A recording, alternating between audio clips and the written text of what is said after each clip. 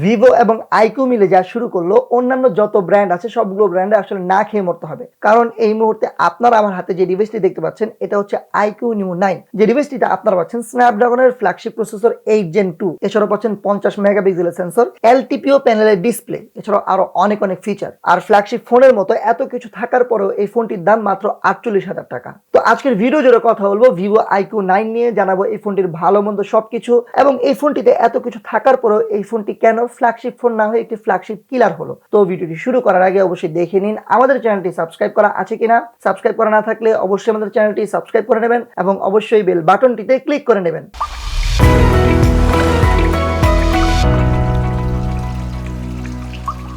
Hello বন্ধুরা, সবাইকে স্বাগতম তরল প্রযুক্তির ইউটিউব চ্যানেলে। বন্ধুরা, আপনারা যদি IQOO Neo 9 এই ডিভাইসটি কিনতে চান তাহলে আপনারা যোগাযোগ করতে পারেন লাইক টেলিকমে। লাইক টেলিকমে এই ফোনটির 12/256 জিবির দাম হচ্ছে 48,000 টাকা এবং 12/512 জিবির দাম হচ্ছে 50,000 টাকা। দাম সবসময় ওঠানামা করে, তাই রিসেন্ট প্রাইস জানতে অবশ্যই যোগাযোগ করুন। লাইক টেলিকমের ফেসবুক পেজ, গ্রুপ কিংবা সরাসরি ফোনেও তাদের সাথে যোগাযোগ করতে পারেন।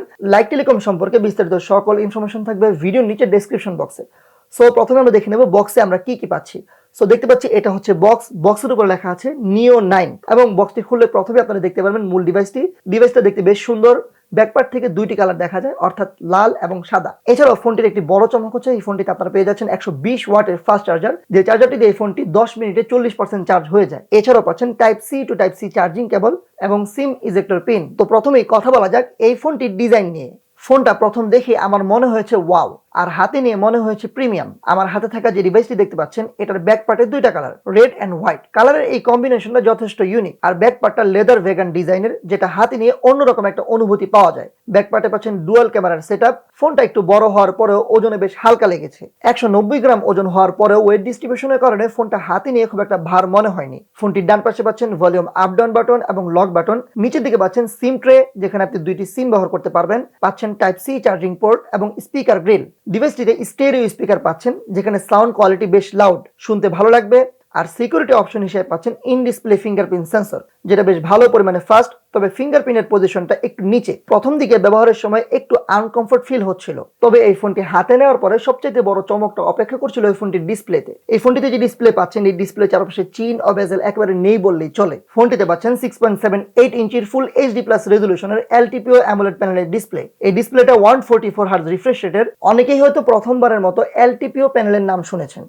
LTPO প্যানেলের বৈশিষ্ট্য হচ্ছে এখানে আপনি যখন ব্যবহার করার সময় 120 হার্জ পর্যন্ত চলে যাবে বা 144 হার্জ পর্যন্ত চলে যাবে, কিন্তু আপনি যখন ব্যবহার করা ছেড়ে দিবেন কিংবা ফোনটি আইডিয়াল মোডে রাখবেন, তখন এখানে দেখতে পাচ্ছেন 1 হার্জে চলে আসবে। এই কারণে এখানে যে ব্যাটারি ব্যাকআপটা আছে, ব্যাটারি ব্যাকআপটা অনেক বেশি পাবেন এবং ফোনটি ব্যবহার করার সময় বেশ ভালো এক্সপিরিয়েন্স পাবেন। ডিসপ্লের কোয়ালিটি নিয়ে বললে এই ডিসপ্লেটা বেশ কালারফুল, কালারগুলো ফুটে উঠেছে। এছাড়াও কালার অ্যাকুরেসি চমৎকার। পাচ্ছেন HDR10+ এর সাপোর্ট, তবে এখানে পাঁচ হোল যে নচটা রয়েছে এটা একটু বড়, যেটা ইউটিউবে কন্টেন্ট দেখার সময় চোখে লাগছিল। এছাড়াও ডিসপ্লের টাচ রেসপন্স বেশ ভালো লেগেছে।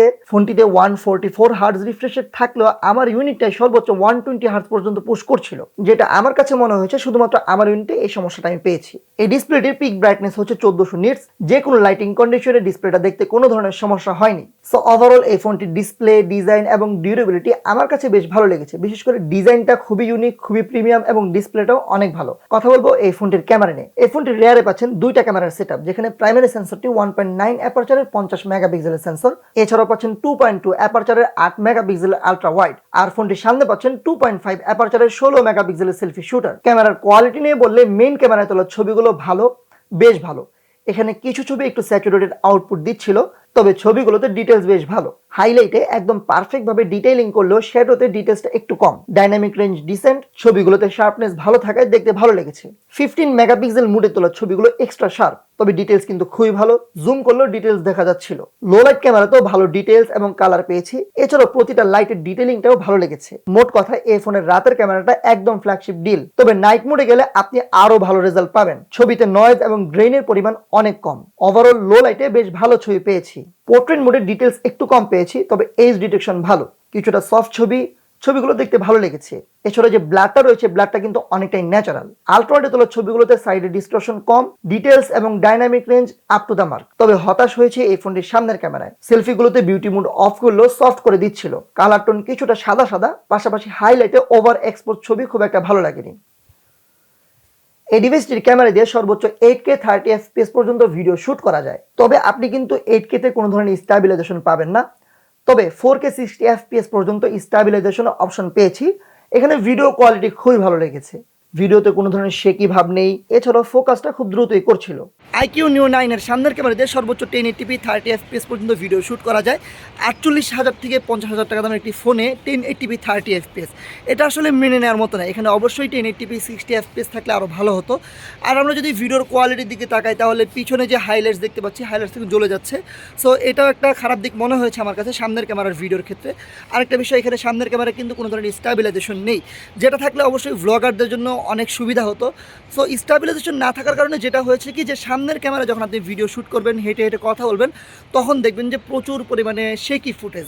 সো ওভারঅল এই ফোনটির ব্যাক ক্যামেরাটা আমার কাছে অনেক ভালো লেগেছে, তবে সেলফিটায় আমি কিছুটা হতাশ হয়েছি। তাই আপনার যদি এই বাজেটে ক্যামেরাটাই সবচেয়ে বেশি প্রায়োরিটি থাকে, তাহলে আমি বলবো এই ফোনটা না নিয়ে আপনারা পিক্সেল 7 কিংবা পিক্সেল 7 প্রো নিতে পারেন। ওই ফোনগুলো আপনারা 48 থেকে 50,000 টাকার মাঝে পেয়ে যাবেন। কথা বলবো এই ফোনটির সফটওয়্যার, প্রসেসর, ব্যাটারি ব্যাকআপ এবং পারফরমেন্স নিয়ে। ডিভাইসটিতে পাচ্ছেন অরিজিন OS 4 বেসড অ্যান্ড্রয়েড 14, আর এখানে প্রসেসর হিসেবে পাচ্ছেন স্ন্যাপড্রাগনের 8 Gen 2, যেটি একটি ফ্ল্যাগশিপ প্রসেসর। ফোনটি পাবেন 12/256 GB, 16/512 GB এবং 16 1TB এই তিনটি ভার্সনে। এবং এখানে স্টোরেজ হিসেবে পাচ্ছেন UFS 4.0। এখানে পারফরমেন্স নিয়ে বললে আপনি ধরে নিতে পারেন এই ফোনটি বিশ্বের অন্যতম শক্তিশালী ফোন। ডিভাইসটির আন্তত benchmark score 16,35,000 plus, Geekbench স্কোরে সিঙ্গেল করে স্কোর করেছে 1955 এবং মাল্টি করে স্কোর করেছে 5237। ডিভাইসটি দিয়ে 45 মিনিটের স্ট্রেস টেস্টে 45 ডিগ্রি পর্যন্ত হিট কনজিউম করে, যেটা খুবই নর্মাল লেগেছে। এছাড়াও র্যাম ম্যানেজমেন্ট অনেক ভালো পেয়েছি, just like a flagship device. অনেকগুলো ভারী ভারী অ্যাপও ব্যাকগ্রাউন্ডে কিল করে না, ল্যাগ বা স্লো হওয়ার তো প্রশ্নই আসে না। ইউআই পারফরমেন্স নিয়ে বললে, যেহেতু এটা চাইনিজ ভার্সন, তাই এখানে বেশ কিছু ব্লটওয়্যার এবং প্রি ইনস্টল অ্যাপ পাবেন। তবে আরামেই চলবে গুগল প্লে স্টোর সহ সকল ধরনের অ্যাপ। যে কোনো অ্যাপ খুব দ্রুত ওপেন হয়ে যায় এবং একটি অ্যাপ থেকে অন্য একটি অ্যাপে খুব দ্রুত রান করে। গেমিং এর দিক থেকে এই ফোনটা গেমারদের জন্য one of the best deal. এখানে গেমিং এর জন্য পাচ্ছেন ভিভো স্পোর্ট চিপ Q1। পাবজিতে আলট্রা এইচডিআর সেটিংসে খেলেছি, কোনো ধরনের ল্যাগ বা ফ্রেম ড্রপ নেই। এছাড়াও হিটিংও তেমন পাইনি, পাশাপাশি গ্রাফিক্স কোয়ালিটিও খুব ভালো পেয়েছি। এছাড়াও অ্যাসফাল্ট 9 খেলেছি, খুবই স্মুথ গেম প্লে। পাশাপাশি 144 হার্জ রিফ্রেশ রেটের মজাটা ভালোভাবে ফিল করেছে এই ডিভাইসটির মাধ্যমে। মোট কথা, আপনি মোবাইলে প্রফেশনালি গেমস খেলতে চাইলে এই ফোনটি আপনার জন্য হতে পারে বেস্ট অপশন। সো ওভারঅল এই ফোনটি সফটওয়্যার, প্রসেসর এবং পারফরমেন্স, অর্থাৎ ওভারঅল পারফরমেন্স যেটা পাচ্ছি, সেটা কিন্তু অন্যান্য যত ফ্ল্যাগশিপ ফোন আছে এই বাজেটেই সব ফ্ল্যাগশিপ ফোনকে টেক্কা দেবে। কথা বলবো এই ফোনটির ব্যাটারি ব্যাকআপ নিয়ে। এই ফোনটিতে পাচ্ছেন 5160 mAh এর ব্যাটারি এবং বক্সে পাবেন 120 ওয়াটের চার্জার অ্যাডাপ্টার, যে চার্জারটি দিয়ে ফোনটি ফুল চার্জ হতে সময় নেয় 40 মিনিটের মতো। তবে একটা বিষয়, 10 মিনিটেই 30 থেকে 35% চার্জ হয়ে যায় এবং একবার চার্জ দিলে একদম হেভি ইউজে 6 ঘন্টা স্ক্রিন অন টাইম পেয়েছি, আর মডারেট ইউজে যেটা আরামে একদিন চলে যাবে। তো একটা ফ্ল্যাগশিপ ফোনে যা যা থাকার কথা সবকিছুই কিন্তু এই ফোনটিতে আপনারা পাচ্ছেন। কিন্তু এত কিছু থাকার পরে এই ফোনটি কেন একটি ফ্ল্যাগশিপ ফোন না, একটি ফ্ল্যাগশিপ কিলার? বলছি, দেখুন এই ফোনটির ডিসপ্লে কিন্তু অন্যরকম। LTPO প্যানেলের ডিসপ্লে আমার কাছে খুবই ভালো লেগেছে, ডিজাইনটাও খুবই ইউনিক। এছাড়াও যে চার্জার অ্যাডাপ্টার রয়েছে, 120 ওয়াটের চার্জার অ্যাডাপ্টার, সেটাও কিন্তু অনেক ফাস্ট। এছাড়াও পারফরমেন্স তো বিস্ট লেভেলের। কিন্তু এই ফোনটির ব্যাক ক্যামেরা ভালো হলেও সামনের ক্যামেরা যেটা রয়েছে সেটা কিন্তু খুব একটা ভালো লাগেনি। সো সব দিক ভালো থাকলেও সামনের ক্যামেরাটা কিন্তু এই ফোনটি পারফেক্ট না। এদিক থেকে বলা যায় এই ফোনটি একটি ফ্ল্যাগশিপ কিলার ফোন। আপনার সামনের ক্যামেরাটা খুব একটা খারাপও না, তবে দাম হিসেবে আমার কাছে তেমন একটা ভালো লাগেনি।